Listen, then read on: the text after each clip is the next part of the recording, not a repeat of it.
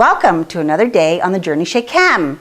The first matter of business is that you wrote up the procedure to the lab, because without the procedure, you cannot do the lab. It's a zero. There is no makeup. That is the rule. And those of you who are on the video DVD side of the matter, if you don't have the procedure written up, then you will have to postpone going over the lab tomorrow's lesson with your facilitator. So you'll be a day behind. So please write up the procedure. It's extremely important on your own paper, and that is your ticket into the lab. Now, those of us who have the procedure completed will continue on doing the 2 warm-up questions as quickly as possible so that we can move on and go into the lab.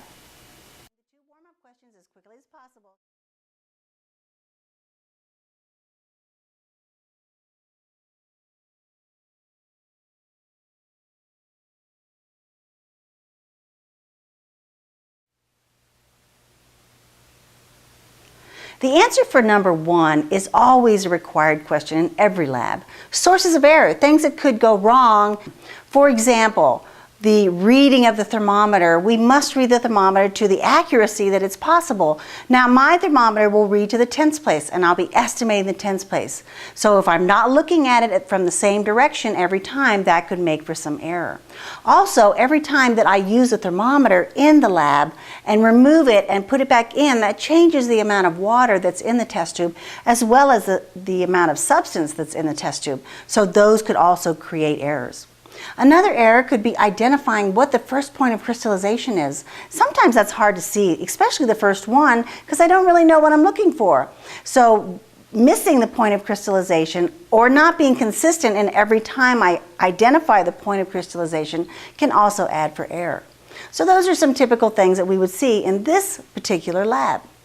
Now in number 2, you had to answer a conversion factor. And in this lab, we are doing a mass in 5 milliliters of water. And I want to know how many grams that would be if it was 100 milliliters.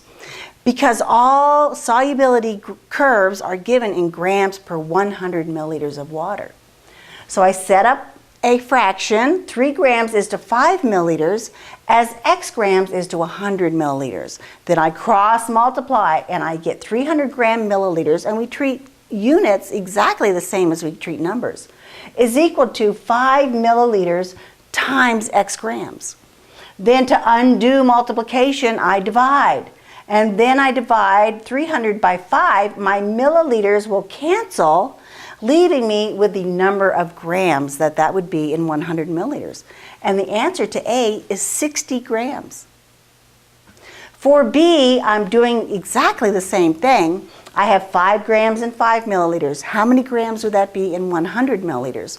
Well, this is actually a 1-to-1 ratio. Therefore, it would be 100 grams. I could look at this and tell what that is. But if I needed to do the math, I could do that as well. So 500 milliliter by cross multiplying is equal to 5 milliliters and X grams. Then dividing by the 5 milliliters, I get X to be 100 grams. Now you are going to have to do this in your lab calculations, because we're going to weigh out 0.5 grams, 1 gram, 1.5 grams, and 2 grams. Now, I'm going to go and do the lab so that you that are watching the DVD can get the data that I will provide.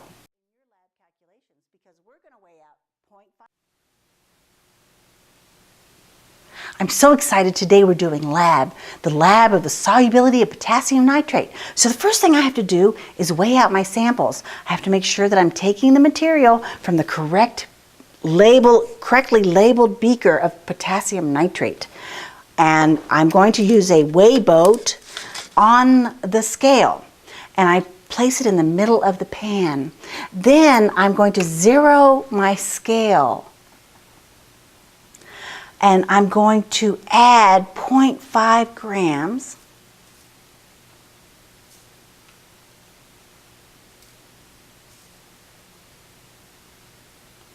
Wow, that was awesome. I thought I had it exactly, but not quite. There it is, 0.5, that's just amazing. So my first one is labeled, my first test tube is labeled 0.5 grams. I will take my sample and place it into the test tube.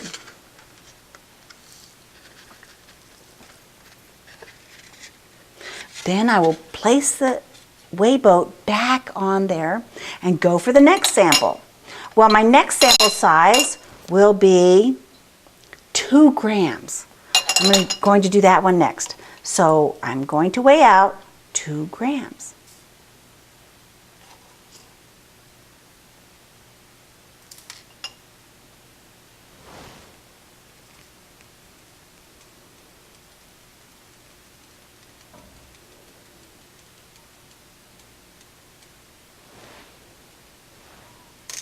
I don't want to put material back into the container, so I put it in another container so I don't contaminate my original sample. I don't need very much more. Oh, and I'm over. So I need to make sure that I can put it out and put it into a waste container. I'm still over a little bit. I want to make sure I get exactly 2 grams.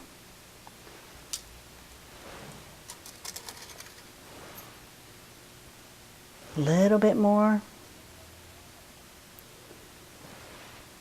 Still a little bit wrong. Oh my. Tiny, tiny little bit makes such a difference, those little crystals. Look at there. We got 2.00 grams. So everything that we weigh on the scales, we're taking to the hundredths place. So I have to make sure that that's on my data table. 2.00 grams of my potassium nitrate. That's my second sample. My third sample will be 1.0 grams.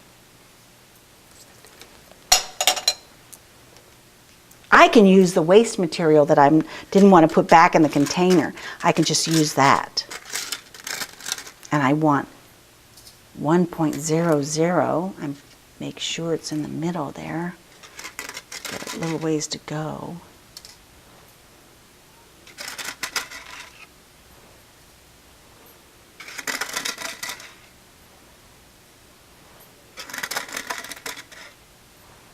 Oh my.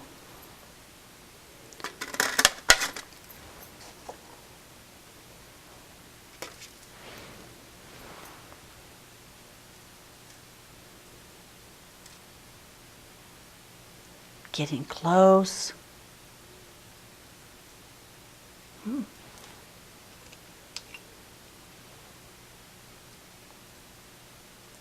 Very exacting science here. 9.0.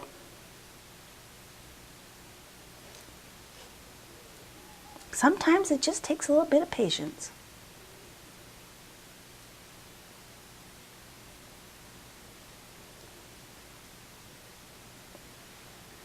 .01. That's just slightly more.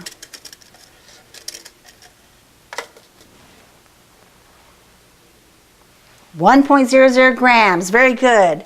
So I will pour that into my test tube that is labeled 1.00, and I only have one more sample left. So that would be the 1.5 gram sample. Put my weigh boat in the middle and take some of this material. Oh, I'm going to zero it again. Now, 1.5.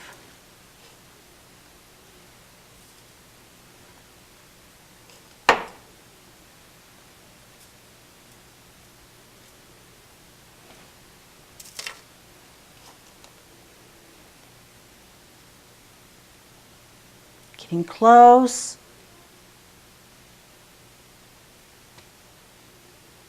Hmm.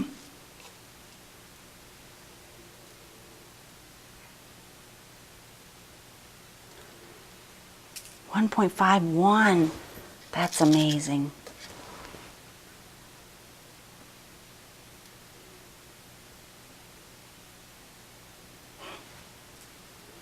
It's amazing how just a little tiny, tiny fraction makes a big difference. 1.50, very good. So that's how we get our sample sizes. Is there a little bit? Oh, maybe maybe just one more crystal. The scale changed a little bit. Oh, there we go. Okay, that's my last sample. Now I'm going to go over to the Bunsen burner. We'll see you there.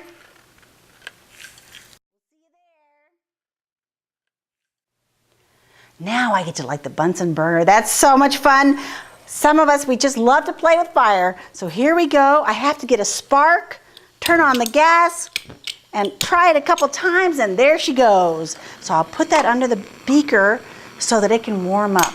Now, while that's warming up, I'm going to go ahead and measure out the 5 milliliters of the distilled water that I need. I'm going to use a graduated cylinder. So what I need to do is add water, and I want the bottom of the meniscus to be on the 5. The bottom of the bubble should be on the 5. And as you can see, it's a little bit too high. It's like 2 milliliters, 0.2 of a milliliter above that. So I'm going to pour a little bit out and try it again. Because our solubility is based on grams per 5 milliliters is how I'm doing this experiment. I want to get it at my eye level. So now I have 5 milliliters. So I'm going to pour that into one of my samples. I need to do that for all 4 of my samples. Put it at eye level, go up to the 5, and pour it into my sample. I like to use beakers for my test tube rack. It just, I don't know, it's just something I do. You could use a test tube rack, that'd be fine. So I have my 5 milliliters, and I pour it into each one. Try not to spill any of it, because that could be a source of error. If I spilled some of it, then I wouldn't have this right amount of water. Pour 5 milliliters. Each one gets 5 milliliters, and this is my 4th one, and I'll have that done.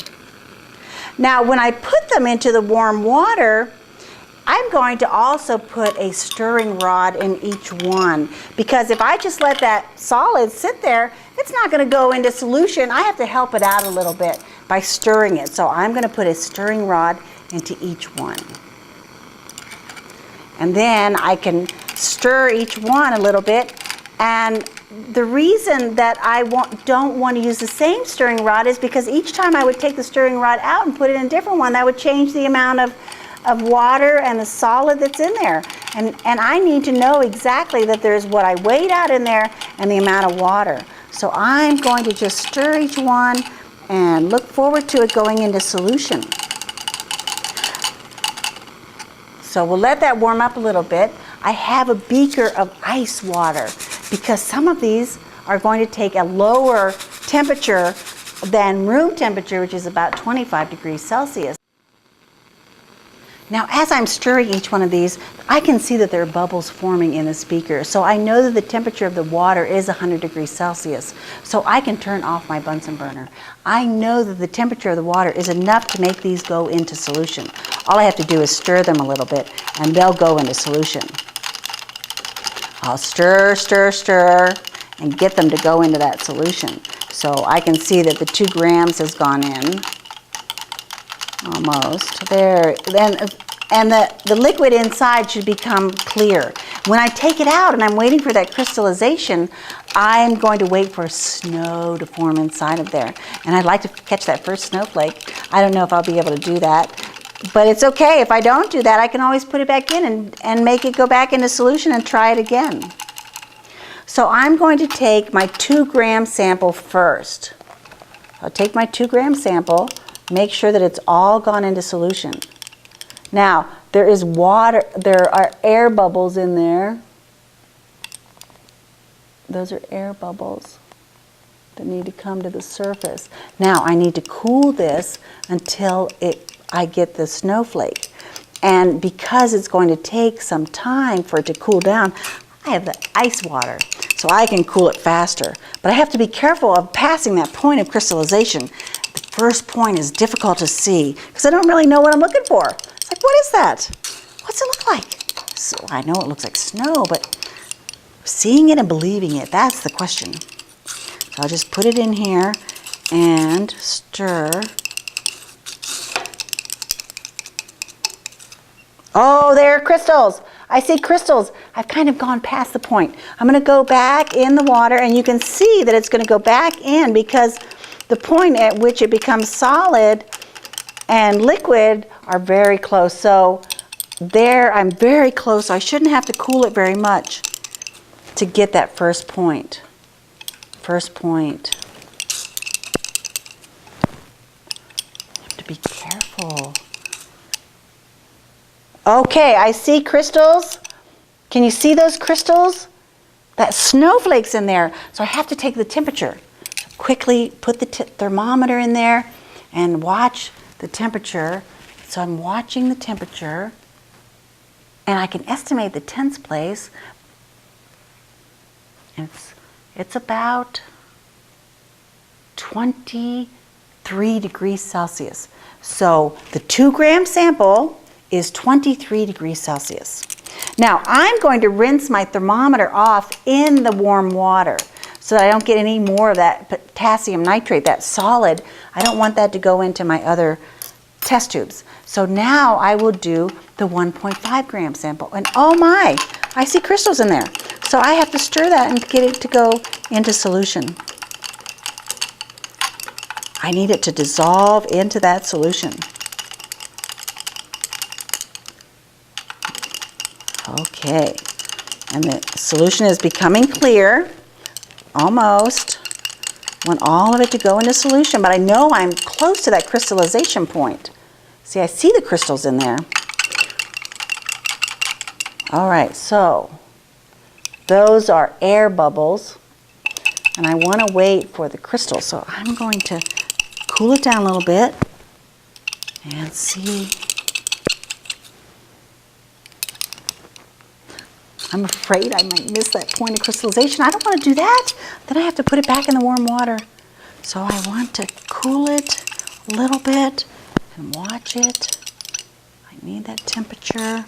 And see, also finding that first point of crystallization and being consistent on every single one, that's also a source of error because sometimes I'm not as good at it as I am on others. Plus I get a little impatient. We all get a little impatient. We're just in an impatient society. Want everything done right away. Oh, and there are crystals. Should I take that? Should I accept that point? Oh, let's try it again. Try it, because I know that it's close. So all the crystals went in, so I know that I'm close. I know that I'm close. It'd be nice to see that beautiful crystal. Oh.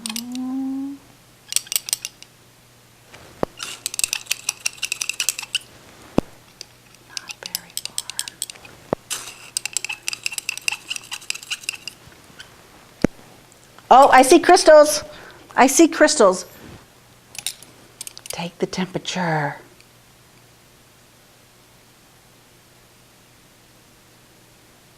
Oh, it's going down. It's going down. It's like 15 degrees Celsius for 1.5 grams. 15 degrees Celsius. So I rinse off my thermometer, put that one away. 2 more to go. Not too much. All right. Oh, got some crystals there. I want those crystals to go into solution because I want to find the first point at which I get those crystals. So they're all in solution there. So be careful. Be careful.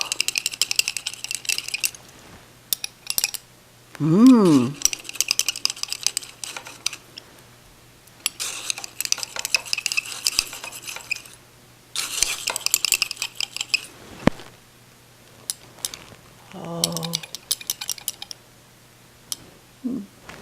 not quite. This is my 1.0 gram sample that I'm doing here.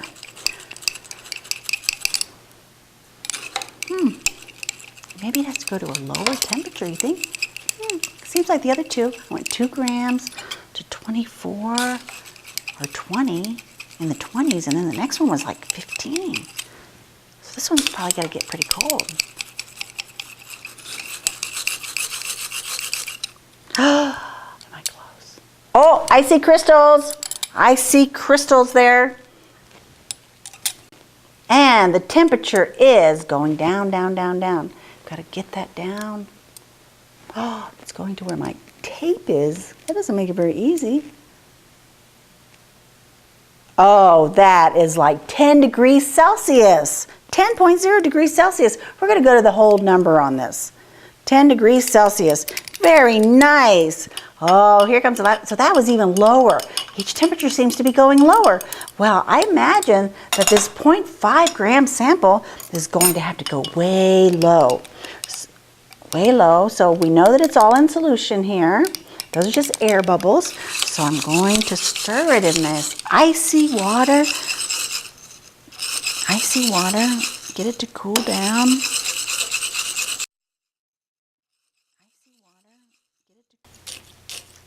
Okay, Mr. Crystal, where are you? I know you're in there. Come along, come along.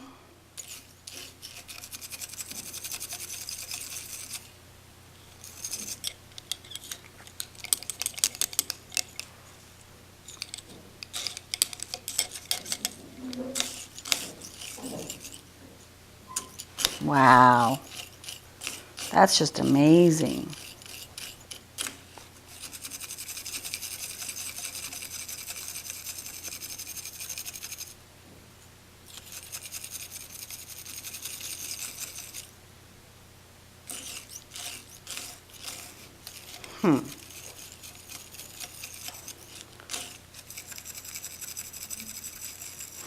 It takes scientists' patience to do some of these things. You can't just throw your hands up, even though you want to, because you're in a hurry. We're always in a hurry. But, oh, I see a crystal. I saw a crystal. They're very tiny because it must need it very, very cold. But they're coming, those crystals. So we're going to take the temperature. Whoa, it's going down fast. It's below 10.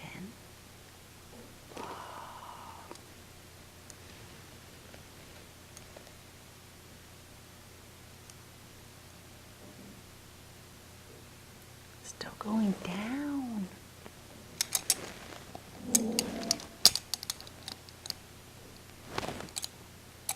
Those crystals are slow to form, but the temperature is 4 degrees Celsius. 4 degrees Celsius is my last 0.5 gram sample.